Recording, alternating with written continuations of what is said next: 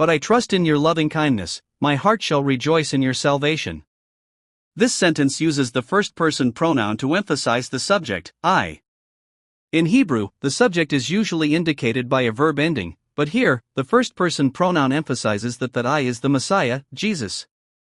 In other words, the one lying in the tomb, believing, trusting, and relying solely on God's loving kindness, is none other than the Messiah, Jesus himself. No, the one who rises from the dead in that tomb is none other than the Messiah, Jesus himself. So, why is he proclaiming such words now? It could be because he knew in advance that some ignorant and foolish people would appear in the distant future and claim, the one who was crucified, shed blood, and buried in the tomb was not the Messiah, Jesus, but some other similar person who died, or was merely the shell of that body. In other words, he knew they would claim that the true Messiah, Jesus, did not bleed to death on the cross, but ascended to heaven just before his death. Or perhaps there is such a claim. What is this claim?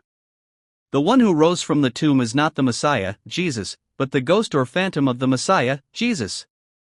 That's right.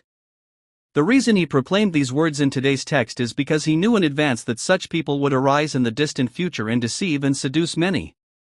Isn't that so? Even today, aren't there some ignorant and foolish people who cannot believe in the resurrection of this Messiah, Jesus, and think that ghost must have appeared? However, the reason they think this way is because they do not believe in the existence of God, nor in his power and authority. Isn't that so?